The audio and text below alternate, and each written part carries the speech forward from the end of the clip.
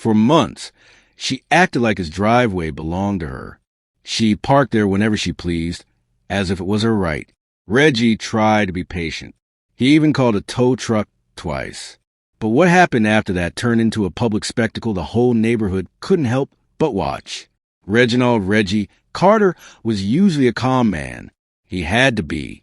He spent his days teaching science to a bunch of middle schoolers in Lakeland, Florida, kids who care more about their phones and learning the periodic table. He had a routine he relied on, and he liked it that way. His house was his refuge. A simple, well-kept, single-story brick home with a neatly mowed yard, a driveway just big enough for his own car and maybe one guest. It wasn't fancy, but it was his. A place where he could relax, grade papers, and watch the game without being disturbed. That peace ended when Blythe Vanderholt started treating his driveway like her own. At first, it seemed harmless. The first time Reggie saw her silver Lexus RX sitting in a spot, he figured it was just a mix-up. Maybe she had visitors and needed to shuffle cars around. No big deal, he thought, and he let it slide. But then it kept happening, over and over. In the beginning, Blythe always had an excuse. She'd say she was just running inside for a minute or dropping something off. She'd give him a tight little smile and wave her manicure hand like that was supposed to settle everything. Reggie didn't like it, but he wasn't the kind of person who made a scene over small things. That changed the evening. He came home exhausted, hungry, and hoping to collapse on the couch, only to find her Lexus blocking his driveway again. And this time, no one was around. He took a steadying breath, let it out slowly through his nose, and walked over to Blythe's door. She opened it wearing an expression that said she already knew why he was there. "Reggie, what's wrong?" she asked, pretending to be surprised, her voice thick with condescension. He nodded toward the driveway. "Your car's in my spot again." Blythe blinked, as if she'd never considered it might be a problem. "Oh, I was just, I had a delivery, and the driver needed space to back out," she explained, smiling like that should be enough. "You don't mind, do you?" "I do, actually." Reggie kept his tone steady. "I need you to stop parking in my driveway." She let out a loud sigh. "Well, I live right next door, Reggie. It's not like I'm parking on a stranger's property." "You're parking on mine," he replied. Blythe rolled her eyes. "Are you really that upset about a car sitting there for a few minutes?" "It's not just a few minutes," Reggie said, crossing his arms. "It keeps happening, and it needs to stop." She gave a sharp little laugh. All right. No need to get so worked up. I'll move it." That time, she did, but it didn't end there. In the weeks that followed, the same pattern continued. Reggie would come home to find her car in his spot. If he left a note, it disappeared. If he knocked, she suddenly wasn't home. One evening, after another long day at school, Reggie pulled up to find not only her Lexus, but also a shiny black BMW parked in his driveway. That was the last straw. He parked out on the street, took a photo with his phone, and walked up to Blythe's door, knocking harder than before. When she finally answered, she looked mildly annoyed, like he was the one causing trouble. "Reggie," she drawled, stretching out his name. "What now?" "Whose car is that?" he asked, pointing behind him. "Oh, that's my friend's," she said lightly. "We were having a little get-together. You weren't home, so I thought it wouldn't matter." "It does matter," Reggie said, his patience wearing thin. "This isn't a parking lot. This is my home." She folded her arms and tilted her head, giving him a look that suggested he was the unreasonable one. "Well, you should have said something earlier. I would have moved it." Reggie clenched his jaw, taking a deep breath. "I'm saying something now. Move the car." Blythe rolled her eyes, but finally stepped back inside to call her friend. Reggie waited. 10 minutes. 15. When 20 minutes passed, he'd had enough. He went back to his house, sat on his couch, and looked up the number for a local towing service. But this was only the beginning. Reggie wasn't the type to look for conflict. He lived quietly, minded his own business, and tried to be fair. But Blythe Vanderholt had pushed too far. The next morning, before leaving for work, he called the HOA. He didn't expect much. HOAs were famous for siding with whoever had the most influence. And Blythe, Blythe was basically royalty on the HOA board, but Reggie figured it was still worth trying. He wasn't surprised by the response he got. "Sir, unless your property has been damaged, we don't typically step in on neighbor disputes." The woman on the phone droned, sounding thoroughly uninterested. "Have you tried talking to her?" Reggie let out a long sigh. "That's all I've been doing." "Well, we can send a courtesy email," she offered. "But that's about it." A courtesy email. Like that was really going to make a difference. But Reggie wasn't going to waste time arguing. He thanked her and hung up. If the HOA wouldn't help, he'd handle it on his own. That morning, he left one last note on Blythe's windshield, scrawled in big, bold letters. "Do not park here again." But when he came home that evening, the note had vanished, and her Lexus RX was back in his driveway, this time parked crooked like she didn't care at all. Reggie pulled to the curb, staring at the scene, almost in disbelief.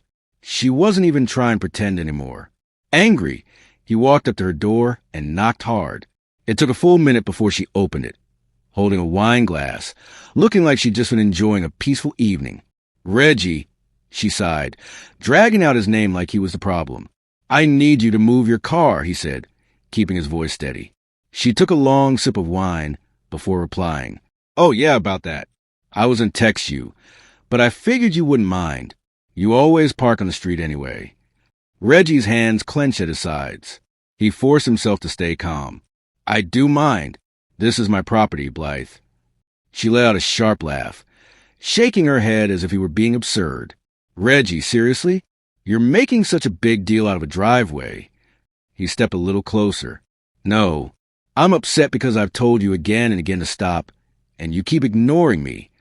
Blythe rolled her eyes, swirling her wine lazily. "All right, fine. I'll move it."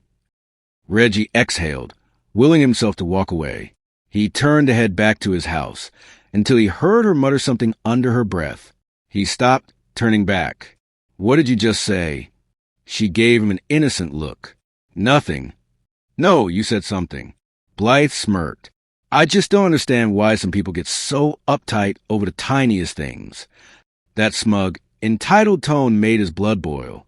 But Reggie didn't reply. He simply walked back to his house, pulled out his phone, and saved the number for the towing company. That night, as he sat grading papers, he couldn't stop replaying the conversation in his head. The arrogance, the total lack of respect.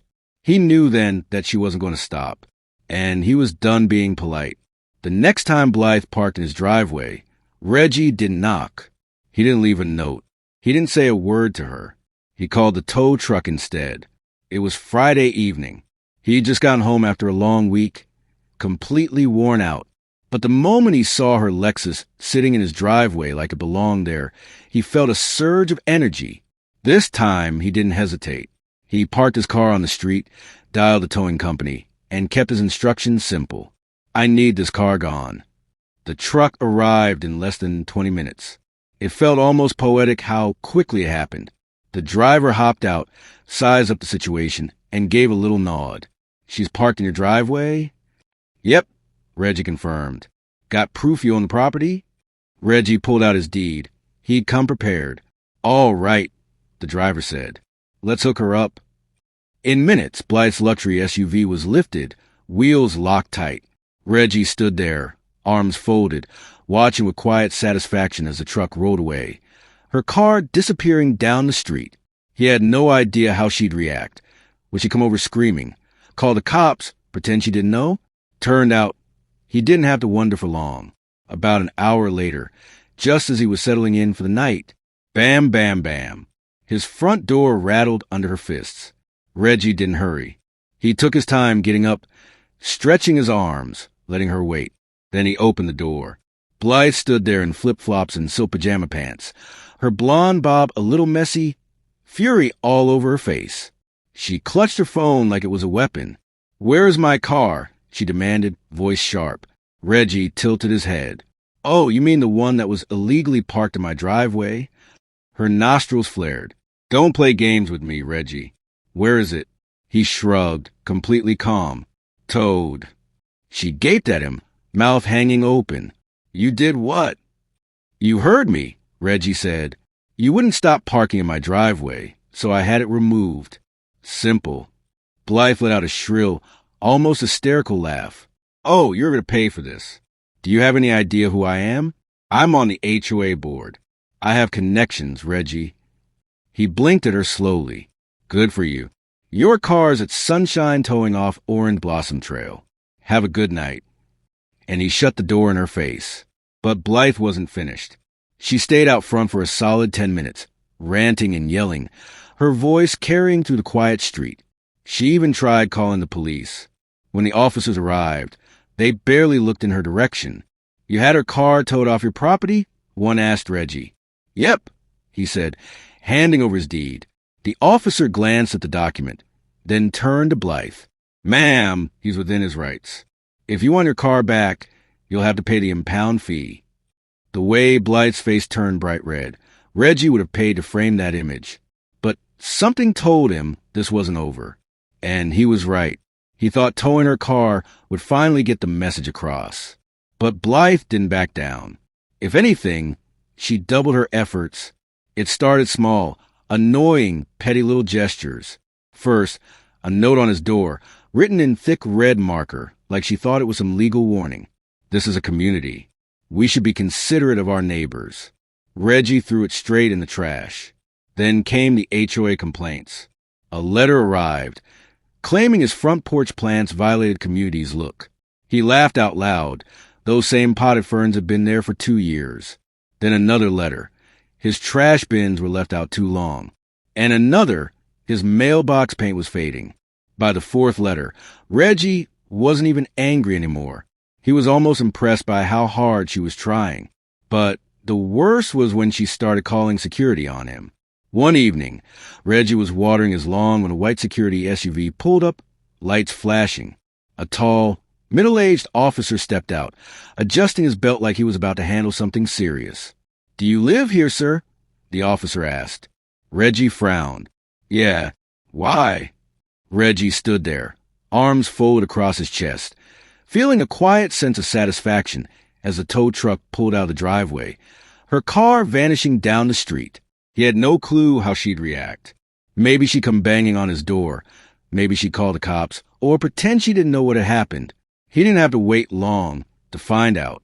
About an hour later, just as he was settling in with a stack of ungraded papers. Bam, bam, bam. His front door rattled under the force of Blythe's fists. Reggie didn't rush. He stretched his arms overhead and took his time walking to the entryway. Then he pulled the door open. Blythe stood there in silk pajama pants and flip-flops, her phone clutched tight, her blonde bob a little messy, her eyes blazing. Where's my car?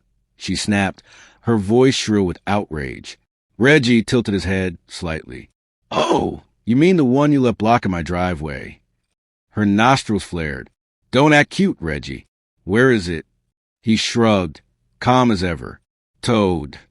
Her mouth fell open in pure shock. You did what? You heard me, he said evenly. You wouldn't stop parking where you're not supposed to, so I had it removed. End of story. Blythe let out a high, almost unhinged laugh. Oh, you think you're clever? You're going to regret this. Do you realize who you're dealing with? I'm on the HOA board. I have connections, Reggie. He gave her a slow blink. That's nice. Your car is at Sunshine Towing on Orange Blossom Trail. Have a good evening. And he closed the door in her face. But Blythe wasn't done yet. She stayed outside, ranting and shouting for a solid 10 minutes, her voice bouncing off the houses up and down the block. She hurled insults, made threats, even tried calling the police. When the officers arrived, they barely looked interested. You had her vehicle towed off your property? One of them asked Reggie. Yes, he confirmed, handing over the deed. The officer took a glance at the paperwork, then turned to Blythe. Ma'am, he's within his rights. If you want your car back, you'll need to pay the towing fee. Blythe's face turned bright red. Reggie almost smiled. He would have framed that expression if he could. But deep down, he knew this wasn't over. And he was right. He'd hoped getting her SUV towed would finally make her stop. Instead, she dug her heels in even deeper. It started with petty little jabs, more irritating than serious. First came a note taped to his door, written in big red marker, like it was some official notice. This is a community. We should treat our neighbors with respect. Reggie crumpled it up and tossed it in the trash without a second thought. Then the HOA letters started coming. The first one claimed his front porch plants didn't comply with neighborhood guidelines. He laughed out loud. The same ferns had been there for 2 years without a single complaint. A few days later, another letter showed up, this time accusing him of leaving his garbage cans out too long. Then one more about the fading paint on his mailbox. By the fourth notice, he wasn't even angry. He was almost impressed by her persistence. But the worst came when she started calling security on him. One evening, Reggie was out watering his lawn when a white security SUV rolled up, lights flashing like there was some emergency. A tall, middle-aged guard stepped out, adjusting his belt with an air of authority. "Do you live here, sir?" he asked, voice clipped. Reggie frowned, the hose still in his hand. "Yeah," he replied slowly. "Why?" "She tried to fine me $200 last year over a wind chime," someone whispered to Reggie. "If she parks in your driveway again, I'll split the towing fee with you."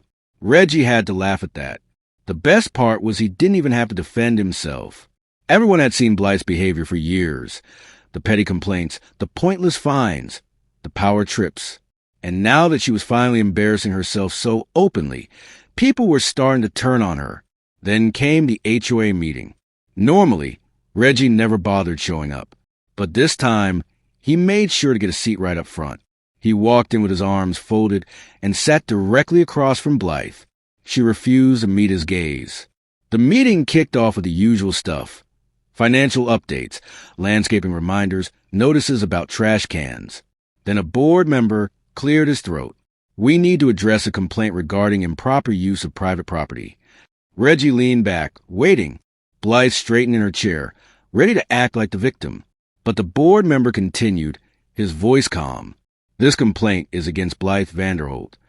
Reggie didn't even bother hiding his grin. Blythe's head whipped around, her face stunned. "Excuse me?" A couple of board members shifted uncomfortably. One older woman sighed. "Blythe," she began, "we received multiple reports of you harassing residents and misusing HOA resources for personal issues." Blythe's jaw fell open. "That's absurd. I'm the one being harassed." But the board member kept reading. "We reviewed several incidents. Improper use of security patrols, unauthorized HOA emails, and retaliatory complaints." Blythe looked around the room, searching for someone to back her up. "You're siding with him?" The woman shook her head. "We're siding with the community," she said evenly. Blythe opened her mouth, but couldn't find any words. Her eyes darted from face to face, but no one would meet them. For the first time, she wasn't in control, and she knew it. But Reggie wasn't done watching her unravel. Blythe had spent years acting like she ruled the neighborhood, like the HOA was her own personal army. But now, that power was slipping away, and she was desperate to get it back. And that's when she made her last mistake. 2 days after the meeting, Reggie pulled into his driveway and noticed something odd. His trash cans were missing. They weren't tipped over or moved aside. They were simply gone. He stepped out his car, scanning the street until he spotted them stacked neatly behind Blythe's house. Reggie laughed out loud. This woman had tried emails, notes, security calls, fines, and now she was stealing trash cans. It was pathetic, but he wasn't going to let her get away with it. He took a few clear photos with his phone, then walked calmly to her door. Knock, knock. No answer. He knocked again, louder this time. Finally, the door cracked open. Blythe stood there, looking different. No smug grin, no fake politeness. Just tired, like she knew the fight was over. Reggie held up his phone. "Want to explain why my trash cans are behind your house?" She crossed her arms. "I don't know what you're talking about." Reggie chuckled under his breath. "Blythe, I have pictures. Let's not pretend." She just stared at him, saying nothing. "You've lost," he told her quietly. "You can't find me. You can't call security. The HOA won't help you. And now you're out here stealing trash cans like some unhinged neighbor." Her eyes narrowed, but she didn't argue. He stepped a little closer, calm and unbothered. "You've spent months trying to make my life miserable," he said. He gestured around at her dim, silent house. "But it looks like you're the one who's unhappy." She swallowed, her lips pressing together. Then, without a word, she closed the door. Reggie smiled to himself. Honestly, shutting that door was probably the smartest thing she'd done all year. But he wasn't quite finished. The next morning, he filed a formal complaint against Blythe with the HOA. He had everything he needed: photos of the theft, records of the bogus security calls, statements from neighbors, evidence of harassment. By the end of the week, the board didn't have a choice. Blythe Vanderholt was removed from the HOA. Her influence? Gone. Her power? Over. And the best part, she never parked in Reggie's driveway again. Because sometimes people only learn their lesson when everything gets taken away from them.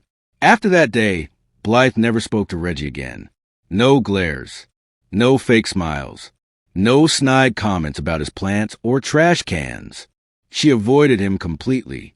And that, in Reggie's mind, was the best possible outcome.